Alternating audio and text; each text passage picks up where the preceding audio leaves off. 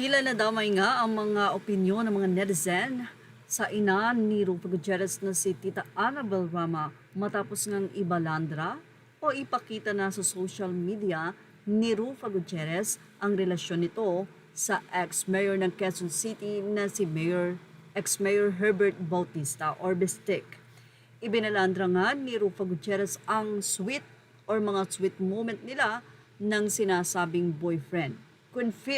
Kumpirmado na nga na sila na dahil na sa mga sweet moments na meron sila. Ang mga netizen naman ay samot-sari ang naging opinyon. Ang ilan ay sinabi na tila karma daw ito kay Tita Annabel dahil napaka-choosy nga nito sa mapapangasawa ni Rufa, or after mapangasawa si Elias at nagkahiwalay ay choosy na talaga si Annabel. Ganun pa man, malaki na nga raw si Rufa at tila hinahayaan naman na niyang mamili ito. Wala naman daw din kasing choice na daw si Rupa. Well, parang downgrade daw matapos nga ni si Bistek ang tila mapili na nito bilang maging nobyo. But anyway, may mga nagtanggol naman kay Herbert Bautista. Baka daw kasi mayroon si Herbert Bautista na wala sa iba na nakita ni Rufa. Hindi lang naman daw kasi sa kagwapuhan, katangkaran, makikita kung mamahalin mo ang isang tao. But anyway, mula sa artikulo ng Fashion Police Post, narito ang mga komento ng mga anonymous commentator sa nasabing artikulo.